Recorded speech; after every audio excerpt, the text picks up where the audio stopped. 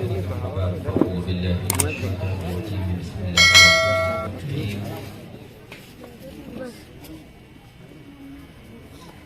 الصلاة تنهى عن الفحشاء والمنكر صدق الله العظيم. آئیے سب سے پہلے ہمارا مل کر کے اپنے آقا مولا حضور پر نور شفیعنا یوم النشور احمد المجتبی محمد مصطفیٰ صلی اللہ علیہ وسلم کے بارگاہ گوہر بار میں ہدیہ درود پاک پیش کریں اور پڑھیں اللہم صلی علی سیدنا مولانا محمد وعلی الجود والکرم والعلم والحلم وسلم وعلی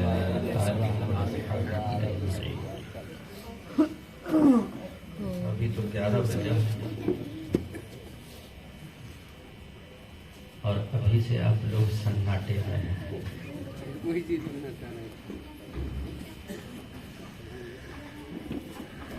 ہم زندہ قوم کے افراد ہیں، زندگی ہماری شان ہے.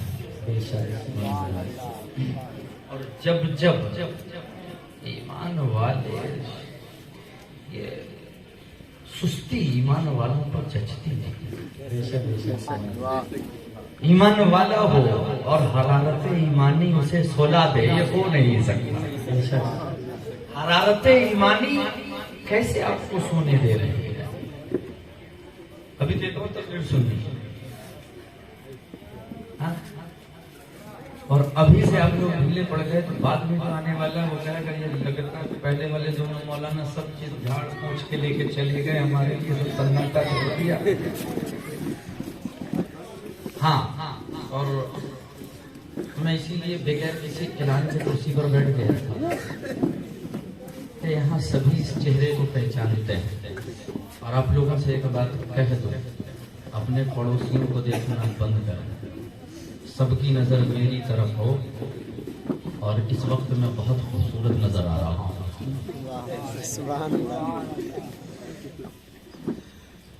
تو سب سے زیادہ خوبصورت نظر آ رہا ہوں، اس لیے ادھر دیکھیے. کوئی آ رہا ہے، یہ آنے والے آپ کے محلے کے ہیں، روز آتے ہیں، ادھر سے آتے ہیں ادھر چلے جاتے ہیں، ادھر سے آتے ہیں ادھر چلے جاتے ہیں. ایسا کوئی نہیں آ رہا جسے آپ نے پہلے نہ دیکھا ہو. ہم تو کبھی کبھی آتے ہیں، آج ہمیں دیکھیے، ہم آپ کو دیکھیں اور دیکھنے کی مزہ آج کی رات میں جائے.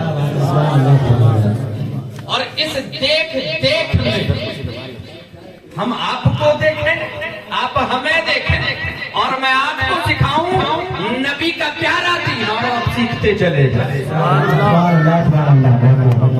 سیکھنا ہے. سبحان اللہ.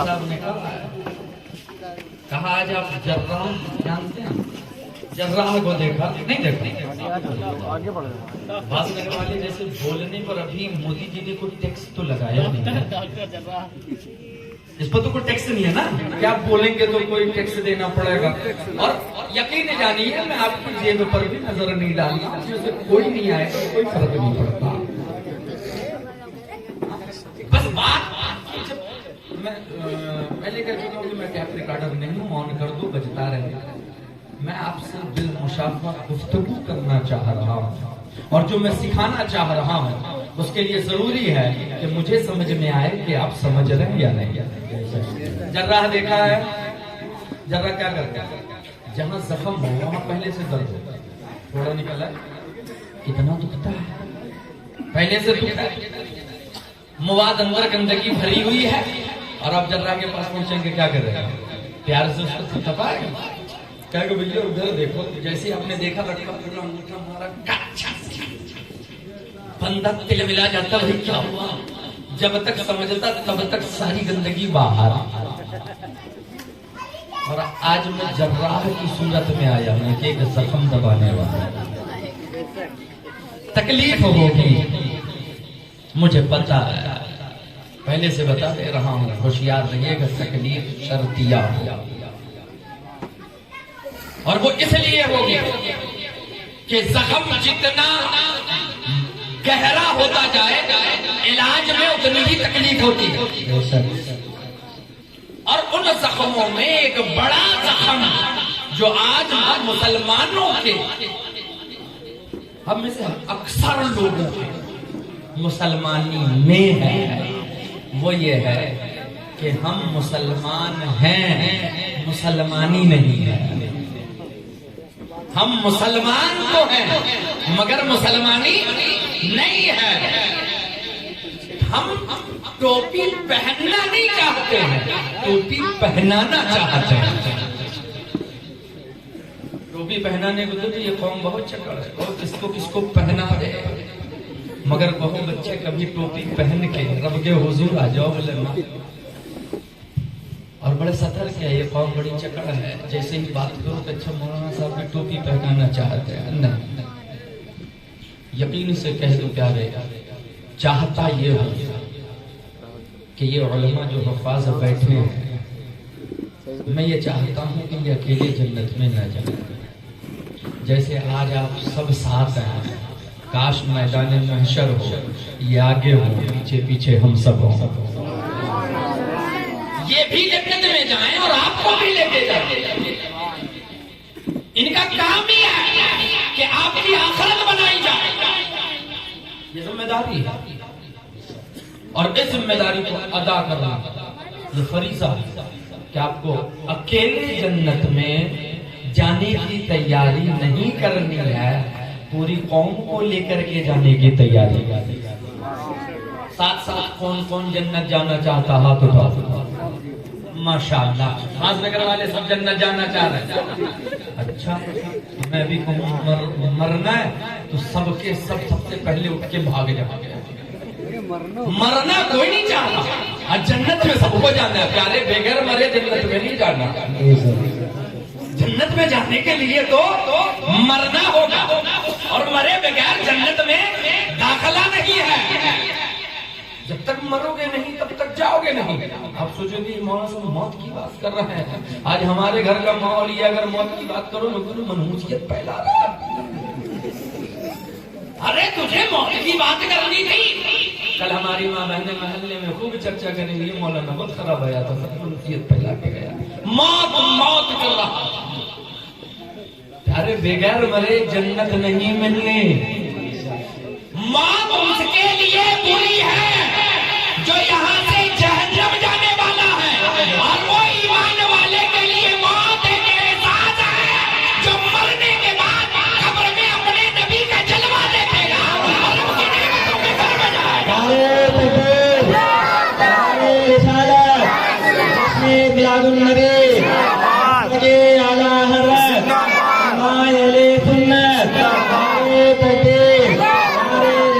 یا رسول اللہ۔ تو موت بری کب ہے؟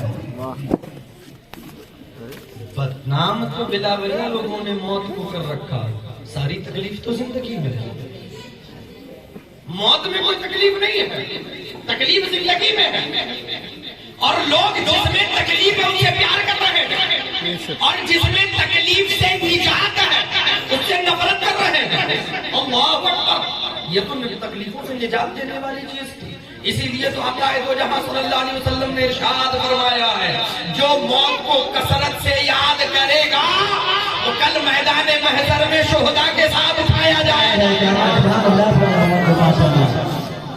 اب بغیر شہید ہوئے شہیدوں کی جماعت میں مل کے جنت جانا ہے، روزانہ موت کو کثرت سے یاد کرو، مجھے مرنا ہے۔ سبحان اللہ سبحان اللہ۔ اور اسی لیے تو پیارے آقا صلی اللہ علیہ وسلم نے کہا تم میں سے کوئی مر جائے تو اس کو چھوڑ کے مت بھاگو، اسے منحوس مت سمجھو۔ میں موضوع پھیلا رہا ہوں پھر سمیٹوں گا، کہنے کہ زخم دباؤں گا۔ اب حال کیا ہے، موت کو اتنا منحوس سمجھا ہوا اس قوم نے، ابا مر گئے چارپائی پر، اب وہ چارپائی منحوس ہو گئی، بولے اس کو کسی غریب کو دے دو۔ کیوں؟ بولے اس پر ابا مرے تھے۔ اب موت کو اتنا منحوس سمجھ رہی ہے قوم، بولے ابا مرے تھے یہ چارپائی کسی غریب کو دے دو۔ ارے اس تخت پر اماں مری تھی، تخت کسی غریب کو دے دو۔ ارے یہ ابا اسی کپڑے میں مرے تھے، یہ کپڑا اتار دو۔ یہ تو ایک طرف یہ ہے، دوسری طرف ایک کڑوی بتاؤ، کپڑا غریب کو دے دو، چاندی کی انگوٹھی جیب میں رکھ لو۔ کپڑا تو منحوس ہوا ہے مگر چاندی کی انگوٹھی نہیں۔ جس تخت پر ابا مرے وہ تخت تو منحوس ہوا ہے، جس گھر میں مرے وہ گھر نہیں۔ अगर तख्त मनहूस है, अब्बा मरे थे, चारपाई मनहूस है, अम्मा मरी थी, यारे घर भी तो वही है जिसमें अब्बा मरे थे, ये क्यों नहीं गरीब को दे रहे हो? सुभान अल्लाह, सुभान अल्लाह। तो बेईमानी है, एक चीज मनहूस होती है दूसरी नहीं। अब्बा का बैलेंस मनहूस नहीं होता। अब्बा की लाश रखी है, बेटे बैलेंस के लिए बोले पासबुक कहाँ है? कोई मृत्यु सर्टिफिकेट न बनवाए अगर अब्बा की प्रॉपर्टी न लेना हो, मतलब इसके बगैर बैंक का बैलेंस नहीं मिलेगा, चलो बनाओ। अब कोई भाई कह रहा ये वाला बैलेंस मुझे, वो वाला बैलेंस मुझे, अजब आलमिया। तो ये मनहूस मौत को समझना बंद करना। मौत मनहूस नहीं है, मौत तो मुबारक है, मौत मुबारक है। और इसलिए मुबारक है कि कुछ अल्लाह वालों का आलम तो ये था कि जब मौत सामने आई तो बड़े खुश हुए, क्या मौत अब आ रही है, मैं सालों से तेरा इंतजार कर रहा था कि तू कब आए कि मैं अपने आका की ज़ियारत को तशरीफ ले आऊं। नारे तकबीर, नारे रिसालत, जश्न मिलादुन नबी, उलमाए अहले सुन्नत, नारे तकबीर, नारे रिसालत, सुभान अल्लाह, सुभान अल्लाह, माशाअल्लाह। तो आज के बाद मौत को मनहूस समझेंगे नहीं ना? और हमारी माँ बहनें समझे, नबी बता दो कि प्यारी मौत मनहूस नहीं है। और मौत कैसे मनहूस हो सकती है? अब जरा ये सोच करके बताओ, किसी को सजा मिली हो कैद खाने की, जिस दिन उसकी रिहाई हो उस दिन को वो मनहूस समझेगा? नहीं ना। और आका फरमाते हैं मोमिन के लिए दुनिया कैद खाना है। मोमिन के लिए क्या है दुनिया? ये कैद खाना है। और यहाँ की रिहाई का परवाना मलकुल मौत लेके आते हैं। और ये कैद खाना ईमान वालों के लिए है, गैर मोमिन के लिए नहीं। तो मलकुल मौत जब रिहाई का परवाना लेकर के आए तो उससे डरना नहीं है, उनको खुशामदीद कहना है कि आप अब आए, बड़े दिनों से हम कैद में थे, यहाँ से छूटना चाहते थे, अपने अब्बा के घर जन्नत जाना चाहते थे। माशाअल्लाह। तो आज के बाद मौत को मनहूस नहीं समझना। और मैंने कुरान की जो आयत की वहां तक ले जा रहा हूं।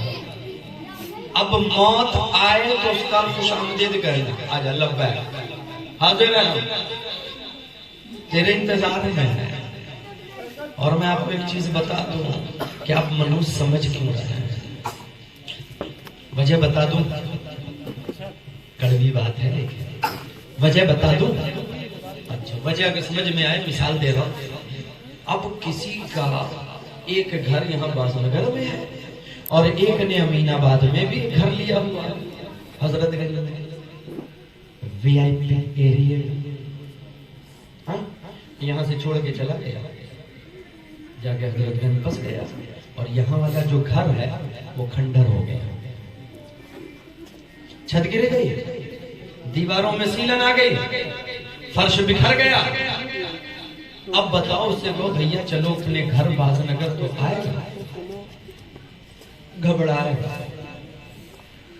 वहां रहने का इंतजाम सही नहीं है, छत नहीं है, झाड़ियां निकल आई हैं, पानी का भी इंतजाम नहीं है, लाइट भी नहीं है, वहां कोई गद्दा और बिस्तर भी नहीं है, सब वीरान कर दिया है हमने।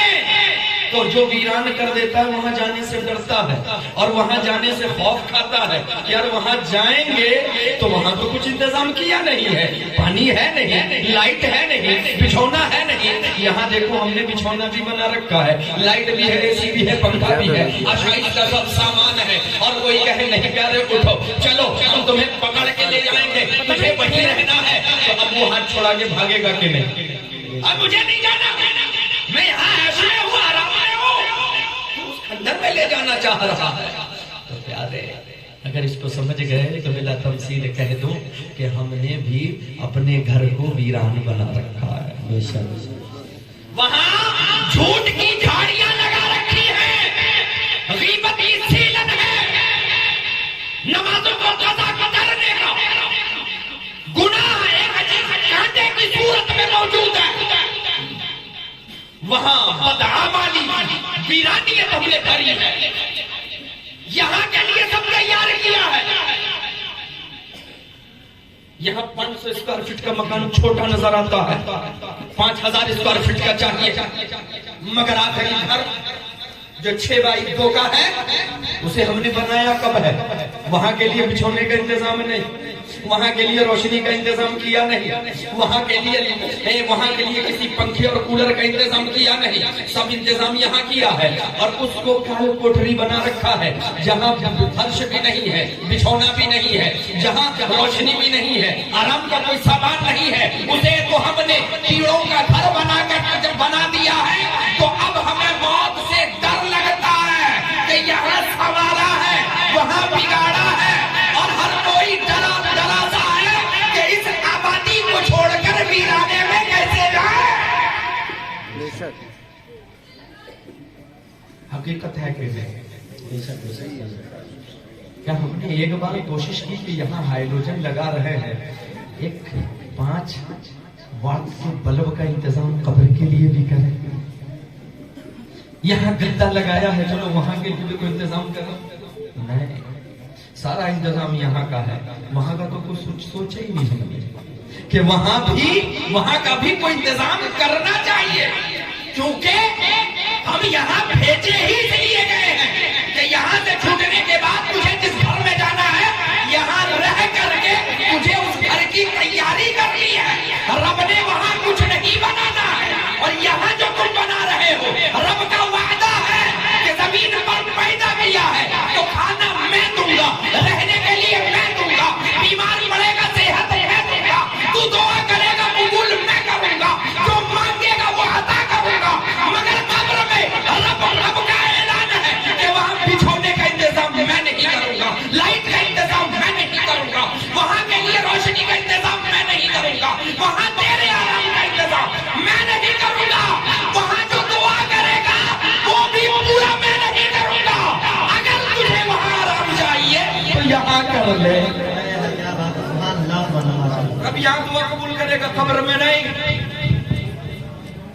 یہاں دعا قبول کرے گا، اور اس کا ذمہ اس نے لے رکھا، تم مانگو میں دوں گا. دینے والا میں، تم مانگ میں دوں گا. یہاں کی ساری ذمہ داری میری، اس زمین پر تجھے زندہ رکھنے کی ذمہ داری میری، کھانے کی ذمہ داری میری. اور جب کچھ نہیں تھا تو آنکھیں کیا خرید کے لایا تھا؟ وہ بھی تو میں نے دیے، اس کی قیمت ادا نہیں کر سکتا. پیر دیے یہ تو لے کے آیا تھا کہیں سے، میں نے دیے. سب کچھ اسی رب نے عطا کیا، ہم نے کچھ کا لسٹ دیا تھا اللہ پاک نے. جیسے ہمارے یہاں لڑکی دیکھنے گئے تو پہلے سے لسٹ تیار ہے، لڑکی والے پہ لسٹ پکڑا یہ اور ایسے ایٹھے جا رہے ہیں جیسے لڑکی والے پر احسان کرنے جا رہے ہیں. پیارے تمہیں ایٹھنے کی ضرورت نہیں، ایٹھنے کی تو اسے ضرورت تھی کہ وہ اپنی پلی پلائی بیٹی تمہیں دے رہا ہے. لسٹ تیار کرتے ہو، تیار کرنا بند کر دو. اور یہاں کے لیے ہمیں کھانے سے پہلے رب نے کوئی لسٹ نہیں دیا تھا، سب اپنے کرم سے عطا کیا. ایک چیز عطا فرمائی ہے، بن مانگے عطا کی ہے، کوئی قیمت نہیں وصولی ہے، کوئی دعا نہیں ہے، صرف اپنے فضل سے اس نے ہمیں سب کچھ عطا کر دیا. اور گارنٹی بھی نہیں، جب تک زندہ رہے گا کھانے کا کھلانے والا رازق میں، بچانے والا حافظ میں، بیماری سے شفا دینے والا شافی میں. رازق بھی وہی ہے، خالق بھی وہی ہے، شافی بھی وہی ہے، رحیم و کریم سب ہے. بولے دعاؤں کو قبول کرنے والا مجیب میں. تو مانگ تو صحیح دوں گا، مگر جب تک زمین پر ہے تب تک مانگے گا دوں گا. زمین میں ہوگا وہاں کی میری کوئی ذمہ داری نہیں، وہاں تیری ذمہ داری. ہم اپنی ذمہ داری ادا کی.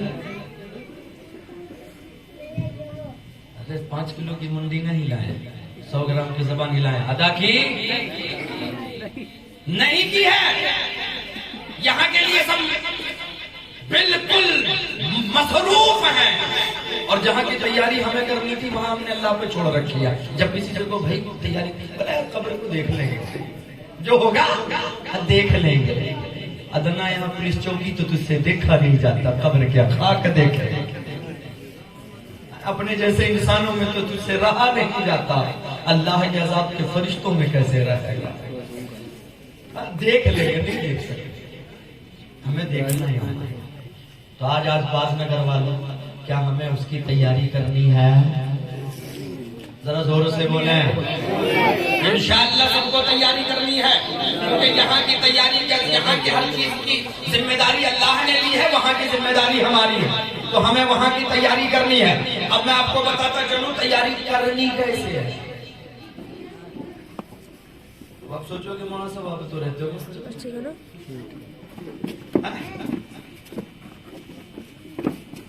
تو میں آپ کو بتاؤں، چاہے رہتے جہاں ہوں، ہم بھی زندگی ویسے ہی گزارتے ہیں جیسے آپ گزارتے ہیں۔ بیوی آپ کی ہے، ہماری بھی ہے، بچے آپ کے ہیں، ہمارے بھی ہیں، لیکن ہم لوگوں کو مدرسوں میں گھٹی پلائی گئی کہ یہ دنیا فانی ہے، آخرت باقی ہے۔ فانی جو ختم ہونے والی اس کی فکر نہ کرو، جو ہمیشہ رہنے والی اس کی فکر کرو۔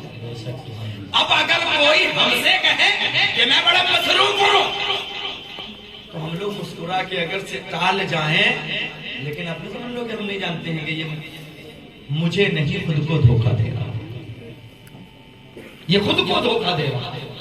اور دھوکہ کیسے دے رہا ہے؟ دھوکہ ایسے دے رہا ہے، وہ سوچتا ہے مولانا نے کہا چلو نیکی کی جائے تو ہم بتا کے بچ جائیں گے، مصروف ہے، کام بہت ہے، بیوی بچے، یہ مولانا دنیا داری کیا جانے۔ یارے ہم بھی اسی دنیا میں رہتے ہیں اور دنیا داری کے سارے لوازمات نبھا رہے ہیں، اور اس کے بعد بھی اپنی آخرت کی فکر میں ہے، اور آپ کی بھی آخرت کی فکر میں ہے۔ یہاں آپ کی آخرت کی فکر میں ہے کہ آپ کو بھی خود بھی بچا جائے اور آپ کو بھی بچایا جائے۔ تو اللہ کے عذاب سے بچنے کی پوری تیاری یہی کرنی ہے، اور اس کو بہت ہی حسین پیرائے میں آج آپ لوگوں کو سکھانا چاہ رہا ہوں کہ آخرت کی تیاری کرنی کیسی ہے، کیسے۔ اس موضوع پر آنے سے پہلے ایک مثال، کتنے لوگوں کو اپنے نبی سے محبت ہے نبی سے محبت ہے؟ محبت آپ لوگ ہاتھ اٹھا کر کے کہہ رہے ہیں کہ ہاں محبت ہے، اس پر قائم رہیں گے؟ محبت ہے، اس پر قائم بھی رہنا ہے۔ اب آدمی کو جس سے محبت ہوتی ہے، جس سے بھی محبت ہوگی 11:30 تو اس کی فکر بھی کرے گا نا۔